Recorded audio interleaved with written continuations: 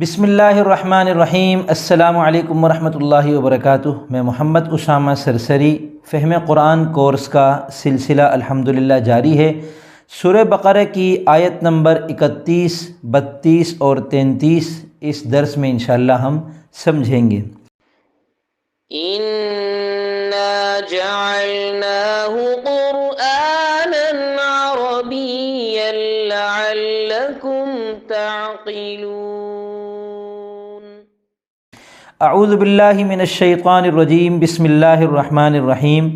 وعلم آدم الاسماء كلها ثم عرضهم على الملائکة فقال انبئونی باسماء هؤلاء ان کنتم صادقین۔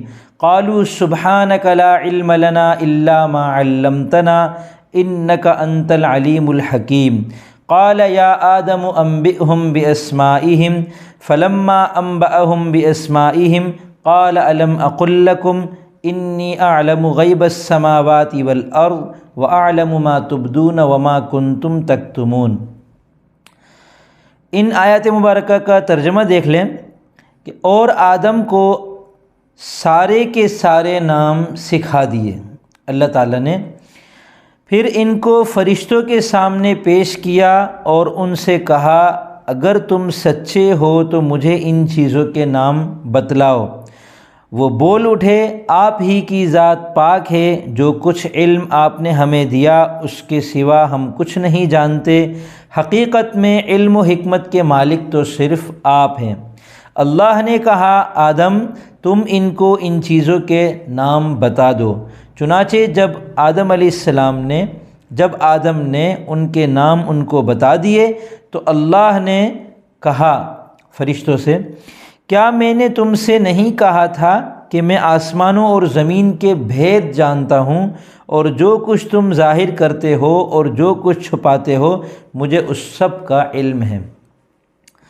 ان تین آیتوں میں اللہ تعالیٰ نے ایک قصہ گویا بیان کیا ہے آدم علیہ السلام کے بارے میں۔ پچھلی آیت میں آیا تھا کہ اللہ تعالیٰ نے فرشتوں سے کہا کہ میں زمین میں اپنا خلیفہ بنانے جا رہا ہوں جس کے اندر نیکی اور بدی کرنے دونوں کی صلاحیت ہوگی، جو میرا خلیفہ ہوگا یعنی میری بات مانے گا اور اپنی طاقت کے مطابق دوسروں سے بھی میری بات منوائے گا۔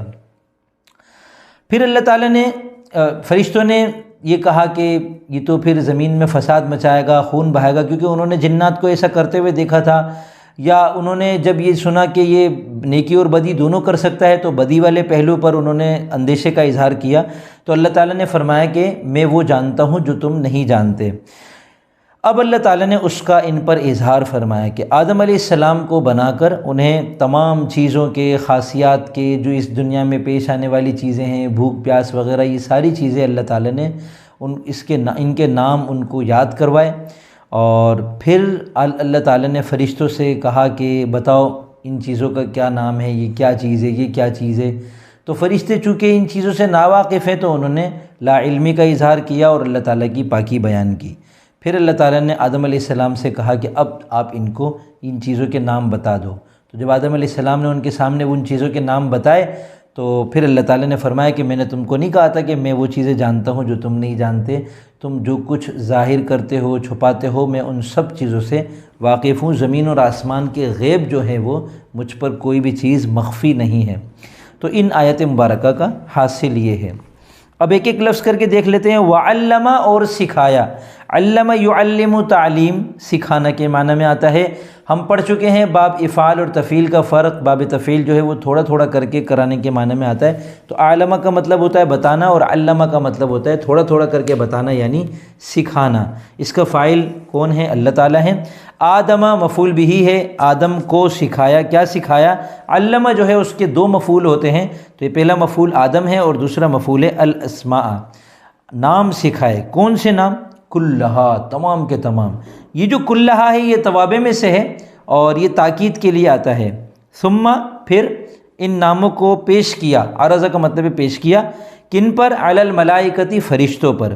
فقال پس کہا، انبئونی، انباء ینبئ کے معنی خبر دینا، مجھے خبر دو یعنی مجھے بتاؤ، باسمائی ہؤلاء ان چیزوں کے نام مجھے بتاؤ اگر تم سچے ہو۔